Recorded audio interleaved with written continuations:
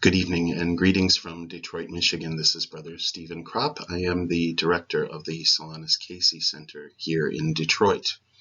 I hope that as I give this brief presentation on the life of our holy and humble Capuchin brother, Solanus Casey, that you too might be inspired by his life to be a messenger of God's healing and mercy in the world today. Let's start out talking a little bit about Solanus's origins and his family. His family was of utmost importance to him throughout his entire life.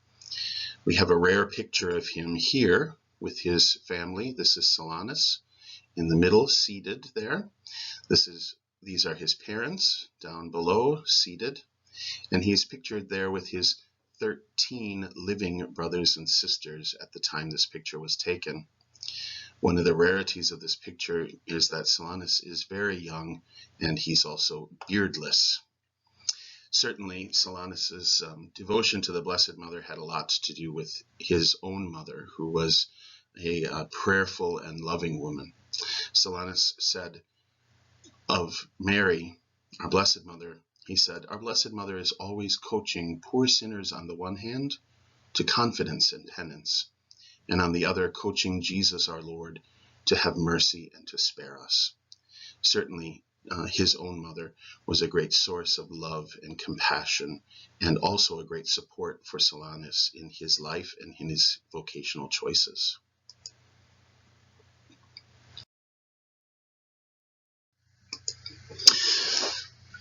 Important to know a little bit about Solanus's background. He was born November 25th, 1870. He was named Bernard Francis Casey after his father, and he was born on the small farm in Oak Grove, Wisconsin, that his parents owned at the time. His parents, Bernard and Ellen, were both immigrants to the United States from Ireland. At the time of their immigration, Ellen coming here in 1852 and Bernard coming here in 1857, it's likely that they, like many, were fleeing the effects of the Great Famine, also known as the Irish Potato Famine. That famine struck Ireland from 1847 to 1852, when the potato crop had a blight and was destroyed. More than 1 million people in Ireland died of starvation during those years, and another million left the country to try to get their lives back. Bernard and Ellen settled in the eastern United States like many others. However, there was in 1862 an act of the federal government called the Homestead Act, which was trying to encourage people to settle in the Midwestern and Western United States. Bernard and Ellen, who were married in 1863, took advantage of the Homestead Act and were able to acquire 80 acres of land in Wisconsin around 1865 and move there with their 4 children whom they had at the time. After moving to Wisconsin, they eventually had 12 more children, including Bernard Jr., or Barney, as they called him, who was the 6th born of 16 children. It's important to note, if you saw in the picture with Solanus and his 13 living brothers and sisters, 2 of his sisters died as children of black diphtheria, and Barney himself was affected all of his life, having suffered and survived through the illness, but bearing the effects of that illness throughout his life.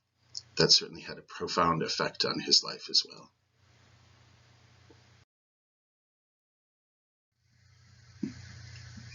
Here's a picture of Father Solanus in the Friars Choir Chapel in St. Bonaventure Monastery here in Detroit.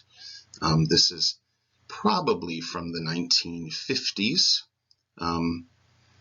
The exact timing I'm a little unsure of, but you can see here that the brother kneeling below him is a novice. He has the habit of probation on, and he's kneeling before Solanus, who's giving a blessing. Talking a little bit about Solanus's faith and his Catholic roots, because the Catholic faith was of utmost importance in his family. Solanus says, "Religion involves our relationship to and happy dependence upon God and neighbor. seeing the connectedness of everyone in our faith.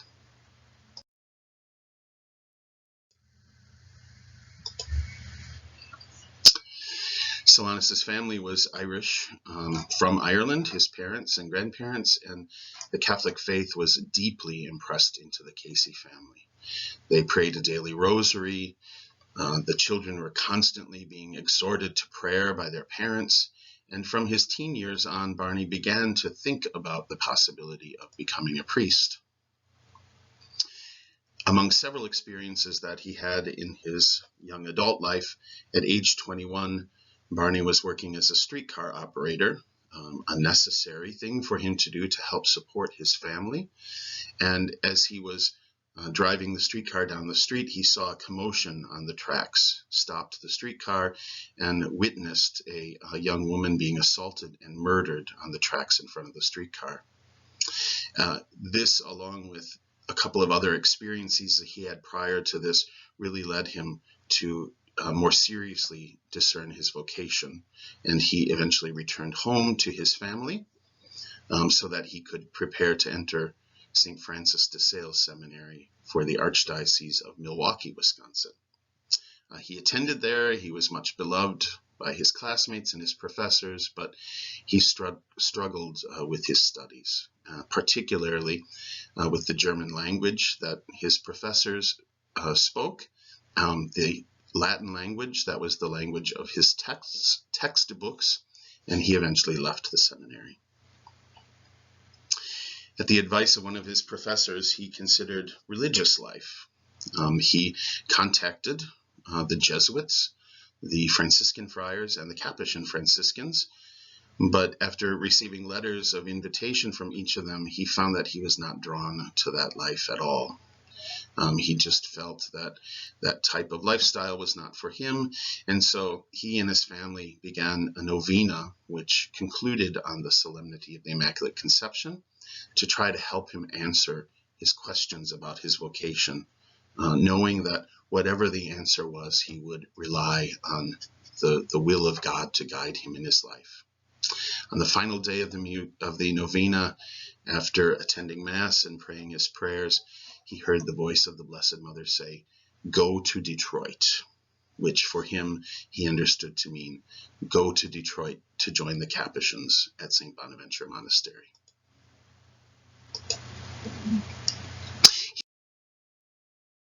He arrived here on Christmas Eve to begin his discernment with the Capuchin Franciscans. As a novice, Father Solanus began a practice that he continued throughout his life of writing down a spiritual journal in which he also included some goals or some benchmarks that he would be able to try to strive for during his life.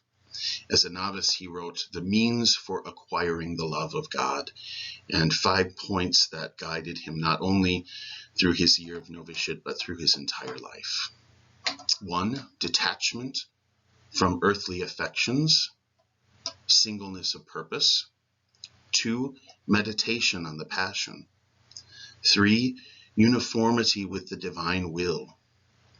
4, mental prayer, meditation, and contemplation. And 5, the prayer that he lived out throughout his life and believed in wholeheartedly: ask, and it shall be given to you. That was, in fact, the same advice and prayer that he gave to all who came to him for his counsel. So his life as a Capuchin begins officially on January 14th, 1897. He arrived, as I mentioned, on Christmas Eve of 1896 and spent the intervening several weeks preparing to become a Capuchin. He was invested with the habit on January 14th, and he was given the name Francis Solanus who was a 16th century Franciscan from Spain and a missionary in Peru in South America. Certainly, the name of this missionary saint affected greatly Solanus' own life. And although he never was a missionary to a foreign mission, he dedicated much of his prayer and his work to supporting the missions and supporting missionaries. He became known as simply Solanus because there was another brother at the time whose name was Francis, and since they only used their religious names, the simplest way was to call one Francis and one Solanus. In July of 1898, he made his first profession of vows, and just 3 years later, as is the custom, he made his solemn perpetual profession of vows. Throughout this, as Solanus began his studies, he continued to struggle with his theological studies for many of the same reasons he did at St. Francis de Sales Seminary. The books were still in Latin, the professors still spoke German, and Solanus spoke English, and had to try to learn these other languages to get through school. It was a very defeating time for him and very difficult, but he resigned himself, as he did throughout his entire life, to accept whatever God's will was in his life, that whatever God decided would happen, that would be what he would be at peace with. And so on July 24th, 1904, Blessed Solanus was ordained as a sacerdos simplex, or simplex priest, who was given the ability to say the Mass and the sacraments, except for he could not grant sacramental absolution nor preach a sermon, being that his superiors thought that his theological abilities were not sufficient enough to be able to handle grave moral and doctrinal matters. I think they would have been surprised to learn what he was able to accomplish.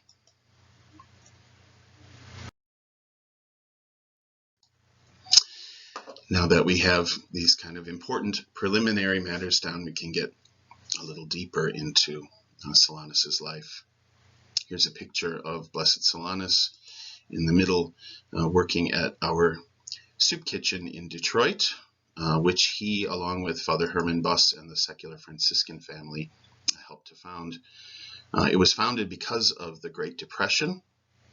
So in 1929, as people were coming to the door of the monastery, and Solanus is working with the brothers in the kitchen to give sandwiches to the poor, he talked with his good friend Father Herman, who was the spiritual director of the secular Franciscans at the time, and they worked together to found a soup kitchen, which exists today here in Detroit and continues to serve several hundred people a day. This quote, I think, speaks of Solanus's understanding of faith and life and ministry so greatly. I looked on my whole life as giving, and I want to give until there is nothing left of me to give. So I prayed that when I come to die, I might be perfectly conscious, so that with a deliberate act, I can give my last breath to God. He wanted to be able to give everything he had to God and for God's glory, even to be able to say at the very end that he gives himself and his last breath to God, which in fact he did.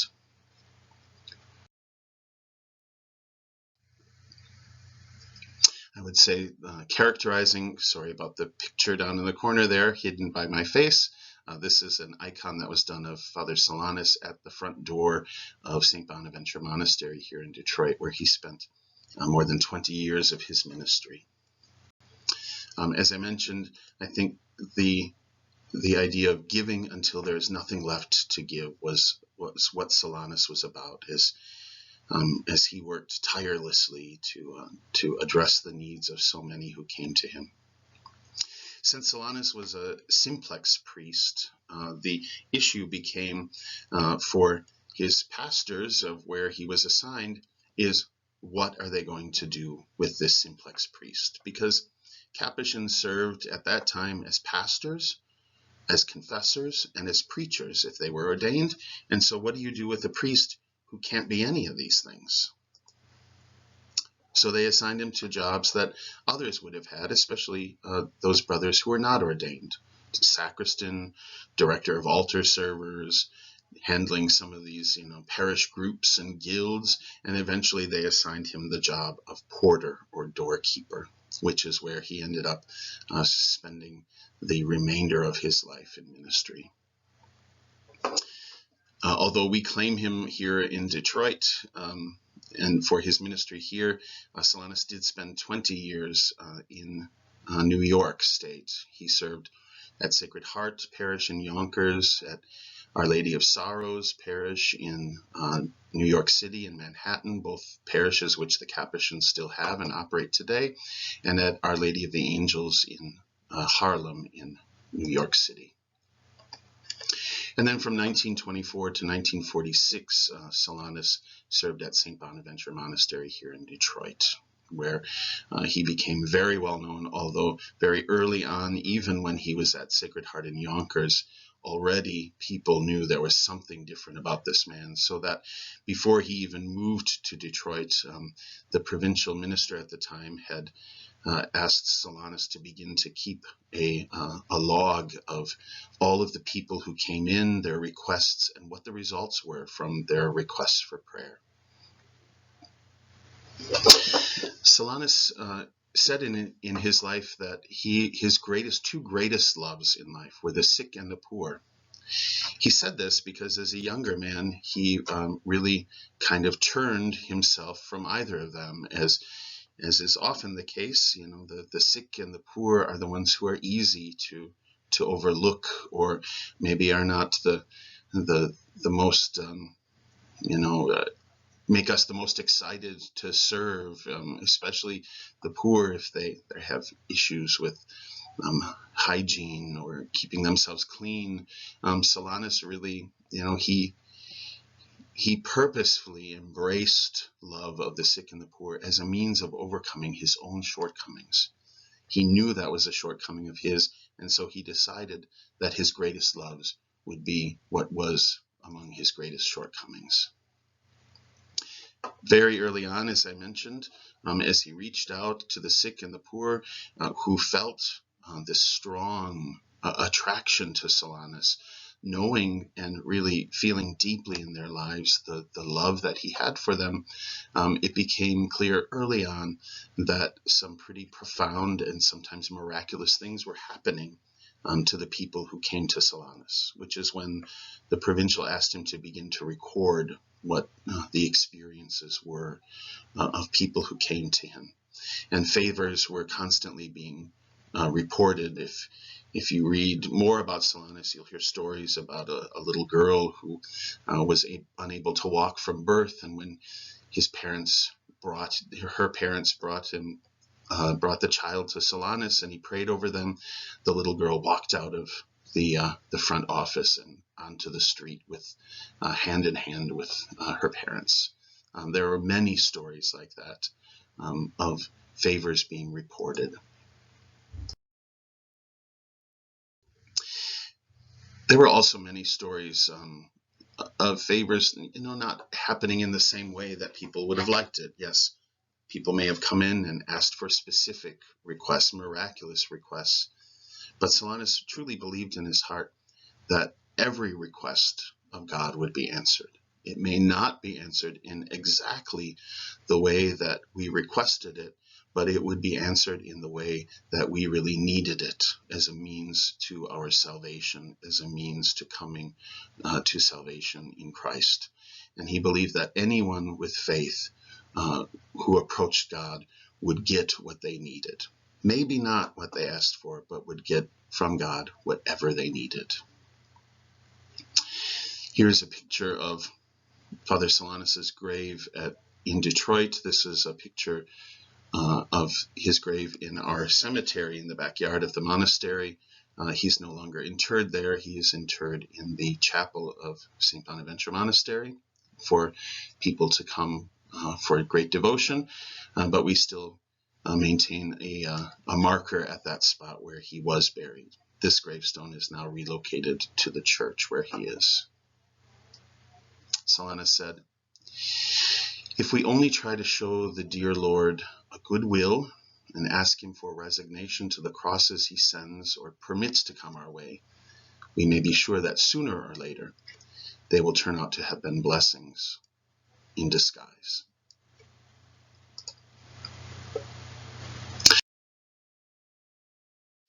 For sure, that was Solanus's life. He had many crosses in his life. Throughout his childhood and his young adulthood, many disappointments. Throughout his religious life, he faced his own shortcomings. He faced certainly the shortcomings of others, of his brothers. He grappled with questions about God and how he answers prayers, and he came to the conclusion always, in every case, that all of these crosses ended up being a blessing because they led him closer to Christ. I have to say, these two pictures here, I love the juxtaposition of them. Solanus, let me get my pointer here.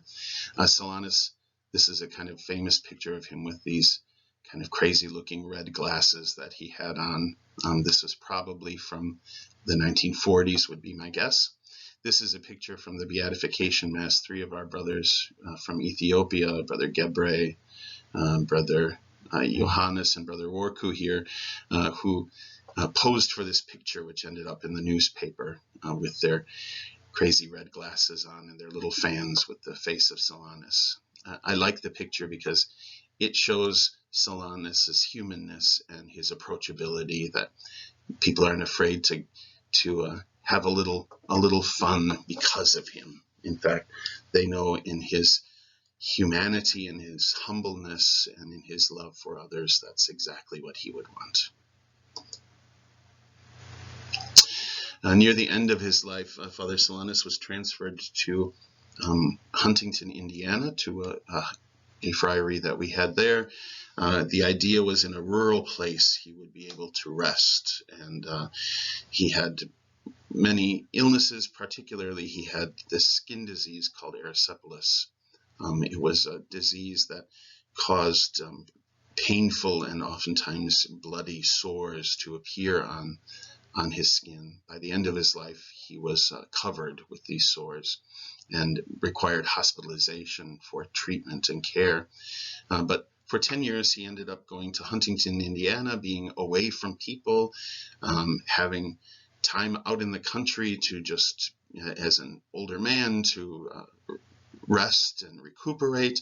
It didn't really work out for him because people figured out where he was transferred, and they began coming by carloads and busloads to see him at St. Felix Friary in Indiana. Near the end of his life, after a year of suffering in which he was moved back to Detroit so he could receive medical care at St. John's Hospital, Solanus was heard to say, "My body hurts all over. Thanks be to God." An example of how everything in his life was a blessing from God, even when his body hurt all over, which it certainly must have because of his illness. He wanted that to be a blessing to God. It united him to the suffering of the cross, and so it was a blessing in his life. On July 31st, 1957, as he prepared to breathe his last breath, as he predicted and wanted to be the case, he sat up briefly in his hospital bed and said, "I give my soul to Jesus Christ," exhaled his last breath, and went home to the Lord. Solanus's life, I realize I'm getting a little over time here, but we're just about complete with what I'm hoping to present to you. Solanus's life was a life of embracing crosses and finding blessings. He did that in his own life. That was his own means of being, and he wanted others to be able to see that in their lives, that their crosses, their illnesses, their sufferings would turn into blessings, and that God would do that. Because of Solanus' counsel and prayer, sometimes those crosses were turned into miracles, but most often those crosses were turned into a deepening of faith in people who came to him, saw a man who knew suffering himself and was able to find blessing in that, and they were consoled and turned most often to a deeper life of faith. And that's why Solanus, who was known by the people who came to him as the holy priest, I believe is also the approachable brother. Again, the pictures on the bottom. He's the one who people felt comfortable coming to. They came by the hundreds. He would spend sometimes 12 or 14 hours a day receiving people at the door because he was approachable. And he listened, and he prayed, and he consoled, and he allowed God to work his healing love in their lives. One final thing before I sign off for the night. I want to talk just briefly about the miracle for the beatification. Paula, a woman from one of our missions in Panama in South America, was the receiver of this miracle that eventually allowed Solanus to be beatified in November of 2017. Paula, knowing many of our friars, was encouraged to come here to Detroit and to visit Detroit and to pray at the tomb of Father Solanus, because they knew her as a deep woman of prayer who spent much of her day outside of her work and her home life in prayer for those whom she loved and those who asked for her prayers. She came here and was praying at the tomb of Solanus and had this feeling, this voice in her saying, "You've prayed for everyone else. Now what are you going to ask for yourself?" And so Paula decided that she was going to get the courage to ask God to heal her. Paula suffered from a disease not so dissimilar from Solanus's, although hers was a genetic disease called ichthyosis, which caused her skin to look like scales, like the scales of fish, which is why the image of ichthyosis, that the image of a fish. And Paula, who lived in a tropical climate and was always seen with, her collar buttoned up around her neck and long sleeves to her wrists to hide the fact that she had this debilitating and also this disease that was frightening to look at on the skin. She prayed to God for her own healing. By the time she got back to her room, the sores on her arms and her legs were falling off. By the time she got to sleep and woke up the next morning, she found that her skin was clear as it had never been in her life, and that she was no longer suffering from this horrible genetic disease. It's interesting that something that Solanus suffered himself would be the miracle that would lead someone, that would lead him to beatification. So there's a little story of our brother Solanus. I hope you have some edification. Please feel free to visit us online. You can find us at www.solanuscenter, that's SOLANUSCENTER.org. And you can find videos and lots more information about Solanus. This simple, humble, beautiful man who strove to bring healing and hope into the world. May we always have that same desire in our lives as well. Blessed Solanus, pray for us.